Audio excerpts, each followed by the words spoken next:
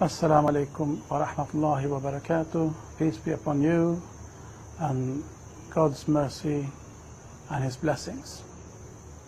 My name is Muhammad Muslim and I'm going to tell you how I came into Islam. I grew up in Sweden. I was born in the late 50s. I grew up as most people, which means really without much thought of religion.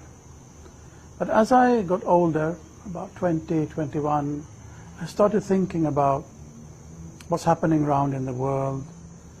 Everything seems to be just working for their own immediate gain and no thought about the future. And I started getting very concerned about how things are in the world. And without really having been particularly interested in religion, or rather I used to say that I was actively disinterested in religion, I started pondering over what is the meaning of life, what happens after death, etc., all these big existential questions. I started wondering and pondering, and during this process, I suppose I became a bit aloof from my friends and the things that they like to do. And after a lot of thinking, I came to a few conclusions. One was that there has to be one truth. It cannot be, as some philosophers say, that what every person thinks, that's true for him or herself. There has to be one reality. What this reality is, I had no idea, but I knew that as much that there has to be one. Maybe no one in the whole world realizes it. Maybe some people realize and some don't. I certainly did not. And also I thought that all these questions that are going around in my mind, they have only one answer. And this one answer will be so simple that 1 and 1 makes 2. It has to be simpler than that. But after this, it was as if there was a barrier. I could not get any further just by thinking and pondering and wondering by myself, as if I needed some outside assistance. There was a wall that I could not scale. Anyway, during this process, I also quit college for the 4th time, and I went to the north of Sweden where my sister and brother-in-law had a farm. They were trying to live original lifestyle. They used to call them the green wavers, like the green wave. There was a green wave in the 70s, people trying to get back to a more natural way of life.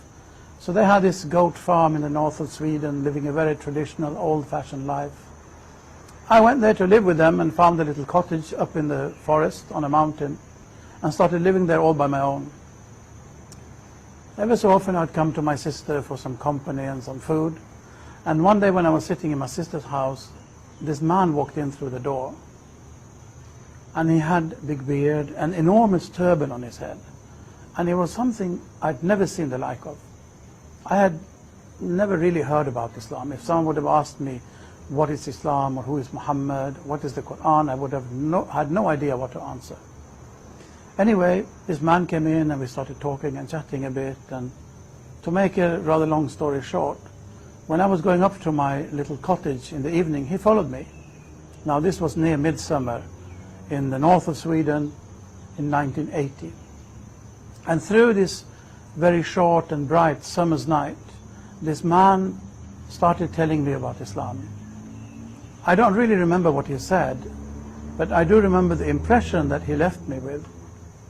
I got this impression that this man, who was rather older than I was at that time, I was 21, he was in his maybe early or even late 40s. I was almost compelled to ask him that you have lived in this country for such a long time, how come you can have such a soft heart? Now this must be rather a strange question to ask someone that you have known for a total of a few hours, but his answer was even more strange, because he said, I don't know if I can explain it, but maybe I can show you. And he stood out there in my little room. There was only one room really in the cottage. He stood up there in my cottage and without any hesitation said the Islamic call to prayer, the adhan. And then he started saying his prayers. I realize now it must have been the morning prayers. Having talked through the night, this was time for the morning prayers. And as I was sitting there on my little kitchen, traditional Swedish kitchen settee, of a wooden settee, I was sitting there cross-legged in a corner of the settee, and he was now praying in front of me, showing me how to keep your heart soft in this harsh and cold world. But it was so powerful, it was overawing. Out of awe, I was not even able to watch. I had to lower my gaze. So I'm sitting there in the settee with my gaze lowered, and he's praying there in front of me. After praying, after his prayers, he sat down and did some meditation, you can call it, some dhikr, we call it in Islam, some remembrance of God. And I do not honestly remember now if it was during the prayers or after the prayers, during the remembrance, that it was like there was and this sounds almost a bit funny, but as there was a ray of light from the heavens straight into my heart, that there is only one God. Suddenly I just knew there is only one God. And I realized that this person, this man, has what I'm looking after. You know, this is the thing, at least for me. So I decided there and then to follow him. He had mentioned through the night when we were talking that he was going to Pakistan. He had I think he used the term his guru, meaning his spiritual leader in Pakistan.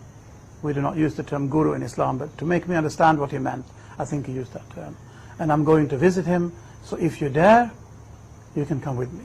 Not if you have time or if you can afford it or something as worldly as that, but if you have the courage, you can come with me. So I decided there and then I'm going to go with him to Pakistan. So within a week or 10 days, we got our passports and visas and everything together, and we went to Pakistan. But it was really this night somewhere very near midsummer in the north of Sweden that it happened to me. I can honestly say that in the evening I had never heard about Islam, and in the morning I was a Muslim.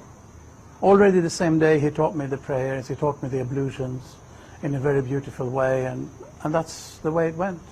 I went with him to Pakistan, spent my first Ramadan, my first fasting month in Pakistan, traveled with him to Morocco, spent 3 months in Morocco, and both with him and on my own traveled around Europe, visited a lot of places where Muslims live, and ended up after a couple of years as a student in a Muslim, what you call a theological school. I studied basically to become an imam. But the story of my conversion, or my falling into Islam as I prefer to call it, was this one night in the north of Sweden. So at the moment I'm working as the imam in Masjid Aisha in the city center of Stockholm, and I'm also working as a teacher of Islamic studies and Arabic language, among other things, in a Muslim adult education college or a community college, also situated in Stockholm in Sweden.